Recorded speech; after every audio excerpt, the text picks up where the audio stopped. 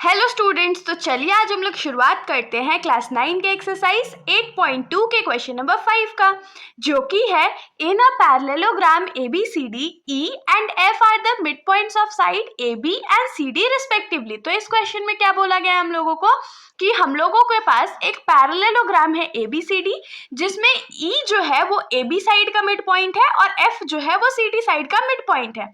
आगे क्या बोला गया है कि show that the line segment AF and EC trisect the diagonal BD। तो इस क्वेश्चन में हम लोगों को नेक्स्ट चीज जो प्रूफ करना है वो क्या है कि यहाँ पर AF लाइन जो है, देखिए AF लाइन और EC लाइन जो है वो BD को ट्राइसेक्ट कर रहा है। ट्राइसेक्ट करना मतलब 3 इक्वल पार्ट्स में डिवाइड कर रहा है। ये हम लोगों को प्रूफ करके दिखाना है।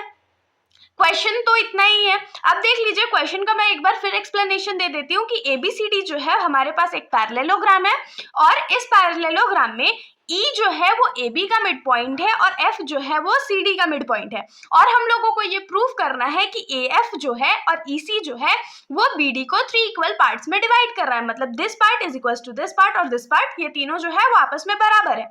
अब इसको प्रूफ करेंगे कैसे, तो हम लोग इसको लाइन बाय लाइन प्रूफ करते चलते हैं, मैं आपको समझाते भी चलूंगी।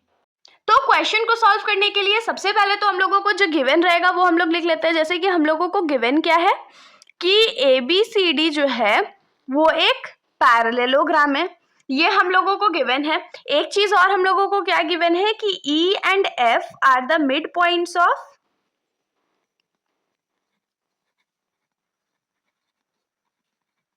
Side AB and side CD।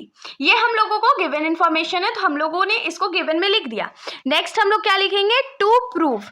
तो टू प्रूफ इसमें हमारा क्या है, हम लोगों को प्रूफ करना है कि ये BD डायगोनल जो है वो ट्राइसेक्ट हो रहा है। ट्राइसेक्ट हो रहा है मतलब BQ जो है वो PQ के बराबर है और वो DP के बराबर है। तो अगर उसको ऊपर से लिखेंगे तो हम लोग क्या लिख सकते हैं कि DP जो है वो PQ के बराबर है और ये किसके बराबर है, तो BQ के बराबर है। ये हम लोगों को प्रूफ करना है। अब इसको प्रूफ करेंगे कैसे, तो सबसे पहले इसमें हम लोग क्या लिखते हैं ना कि ABCD क्योंकि पैरेललोग्राम है, तो अगर ये पैरेललोग्राम है तो AB साइड जो होगा वो CD के पैरेलल भी होगा और इक्वल भी होगा। और अगर AB CD के पैरेलल और इक्वल है तो क्योंकि AE जो है वो इसका मिड पॉइंट है और F CD का मिड पॉइंट है, तो ये दोनों पार्ट जो होंगे वो भी आपस में इक्वल होंगे।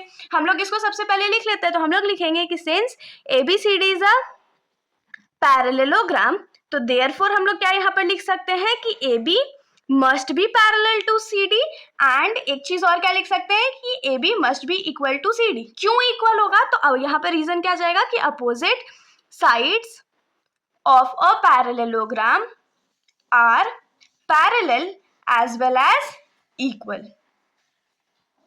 होप सो इतना आप लोगों को समझ में आया होगा। ये हमने लिख लिया। अब हम लोग यहाँ पर क्या जानते हैं कि E जो है वो AB का मिड पॉइंट है। यहाँ पर लिखेंगे कि वी नो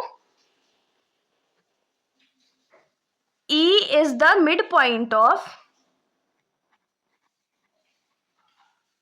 AB का मिड पॉइंट है। तो अगर ये AB का मिड पॉइंट है तो AB को 2 इक्वल पार्ट्स में डिवाइड करा होगा, यानी कि हम लोग AB को क्या लिख सकते हैं, AE प्लस BE लिख सकते हैं ना। AB को क्या लिख सकते हैं, AE प्लस BE लिख सकते हैं। और क्योंकि हम लोगों को सिर्फ और सिर्फ इन दोनों के लाइन का काम है ना, मतलब कि इस वाले पार्ट का काम होगा, AF और EC के बीच में तो AE आ रहा है, तो AE का काम है, तो इसको हम लोग क्या लिख सकते हैं, AB is equals to AE plus AE। यहाँ पर एक लाइन आप लोग और ऐड कर सकते हैं कि AE जो होगा वो BE के बराबर होगा। तो यहाँ पर लिख दीजिए रीजन में कि सिंस AE जो है वो BE के बराबर है, इसलिए हम लोग BE को एलिमिनेट कर दिए। तो AB क्या हो जाएगा, 2AE के बराबर हो जाएगा। और अगर हम लोग यहाँ पर AE का वैल्यू निकाले तो हम लोग क्या लिख सकते हैं कि AB डिवाइडेड बाई 2 क्या हो जाएगा, AE, जिसको हम लोग एक चीज और क्या लिख सकते हैं कि AE का वैल्यू क्या होगा, तो हाफ AB के बराबर होगा। होप सो आप लोगों को इतना समझ में आएगा। अब सिमिलरली F जो है, यहाँ पर लिखिए कि similarly F is mid point of CD। अब अगर F जो है वो CD का मिड पॉइंट है तो हम लोग क्या लिख सकते हैं कि CF जो होगा वो CD का हाफ होगा ना। तो यहाँ पर लिख लेते हैं कि F is the mid point of CD, therefore CF जो है वो हाफ ऑफ CD है। होप सो आप लोगों को यहाँ पर कोई भी दिक्कत नहीं होगा। अब आगे हम लोग क्या लिखेंगे कि क्योंकि AB जो है वो CD के बराबर है और इक्वल है, इसीलिए बराबर और इक्वल नहीं, ए बी जो है वो सी डी के पैरेलल है और इक्वल है, इसीलिए ए ई जो होगा वो भी सी एफ के बराबर होगा और इक्वल होगा। तो इसको हम लोग फटाक से लिख लेते हैं। तो हम लोग लिखेंगे कि since A B is parallel to CD and also AB is equal to CD, तो यहाँ से हम लोग क्या लिख पाएंगे कि AE जो होगा वो पैरेलल होगा CF के, और अगर AB और CD दोनों में हाफ मल्टीप्लाई कर दे तो half AB is equal to क्या हो जाएगा, हाफ CD के बराबर हो जाएगा। तो यहाँ से हम लोग क्या लिख सकते हैं कि AE is parallel to CF, और हाफ ऑफ AB के का वैल्यू अभी हमने क्या निकाला था, तो AE निकाला था, और हाफ ऑफ CD किसके बराबर था, तो CF के बराबर था। तो हम लोगों को यहाँ क्या मिल गया कि AE जो है वो CF के पैरेलल भी है और AE जो है वो CF के इक्वल भी है। अब आप लोग अगर फिगर में देखो तो AECF जो है एक क्वाड्रिलेटरल था, और हम लोग जानते हैं कि अगर किसी भी क्वाड्रिलेटरल में one pair of opposite side जो है वो इक्वल है और पैरेलल है तो वो क्वाड्रिलेटरल जो होगा वो पैरेललोग्राम हो जाएगा। तो हम लोग क्या लिखेंगे कि in figure AECF is a quadrilateral. Figure में ABCF जो है वो एक क्वाड्रिलेटरल है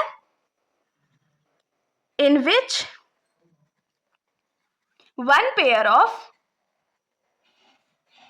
opposite sides are parallel as well as equal. तो देयरफॉर यहाँ से हम लोग क्या लिख पाएंगे कि AECF इज अ पैरेललोग्राम। तो हम लोगों को क्या मिल गया कि AECF जो है वो एक पैरेललोग्राम है। अब हम लोग ना फिगर दोबारा ड्रॉ कर लेते हैं ताकि एक्सप्लेनेशन जो है वो ज्यादा इजी हो जाए।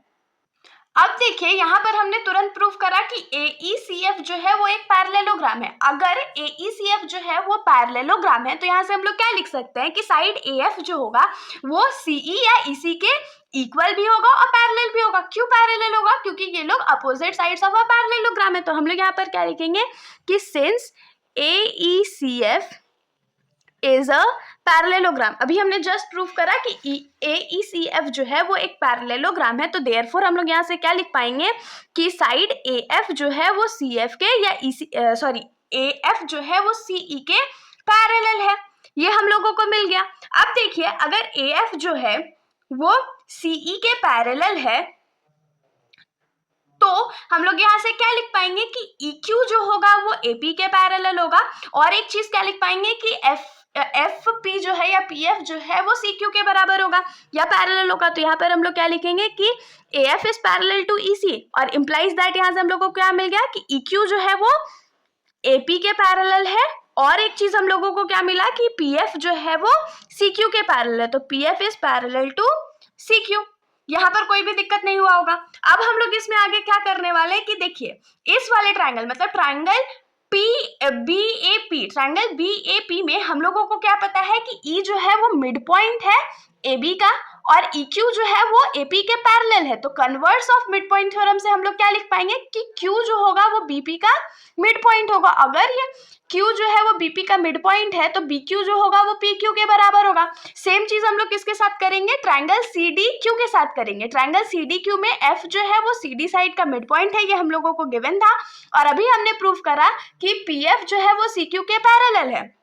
तो converse of mid point theorem से इसमें भी हम लोग क्या लिख पाएंगे कि P जो होगा वो DQ का मिड पॉइंट होगा, और अगर ये DQ का मिड पॉइंट होगा तो PQ जो होगा वो DP के बराबर होगा। और उसके आगे हम लोग इक्वेशन 1 और 2 अज्यूम करके इसको आराम से ट्राइसेक्ट कर रहा है ये प्रूव कर लेंगे। तो अब हम लोग क्या लिखेंगे कि in triangle BAP, triangle BAP में हम लोग क्या लिख पाएंगे कि E is mid point of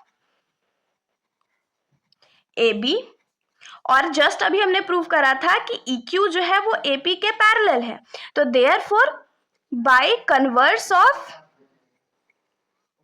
mid point theorem के कन्वर्स से हम लोग क्या लिख पाएंगे कि Q is the mid point of BP, और अगर Q जो है वो मिड पॉइंट है BP का तो यहां से हम लोग क्या लिख सकते हैं कि BQ जो होगा वो PQ के बराबर होगा। इसको टू भी अज्यूम कर लेते हैं इक्वेशन नंबर 1। अब सेम चीज हम लोग ट्रायंगल DQC में करने वाले हैं, तो हम लोग क्या लिखेंगे कि in triangle DQC, triangle DQC में F is the mid point of CD, और अभी जस्ट हमने क्या प्रूफ करा था कि PF is parallel to CQ। हमने प्रूफ करा ना कि PF जो है वो CQ के पैरेलल है, तो therefore by converse of mid point theorem लोग क्या लिख पाएंगे, converse of mid point theorem. यहां से हम लोगों को क्या मिलेगा कि P is the mid point of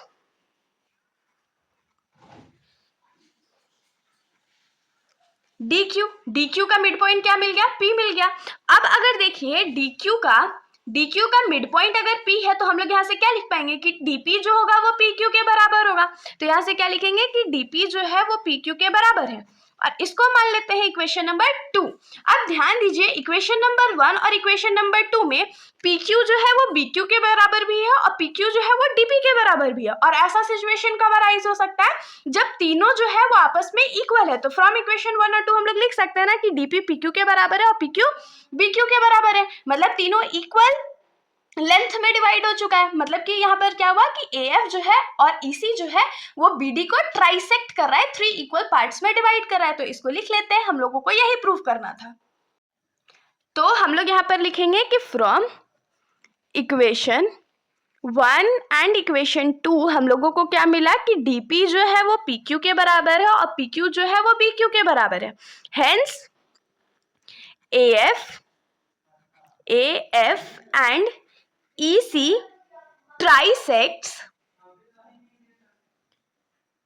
diagonal BD। तो यहां से हम लोगों को क्या मिल गया कि AF और EC जो है वो ट्राइसेक्ट कर रहा है डायगोनल BD को, और यही हम लोगों को प्रूफ करना था।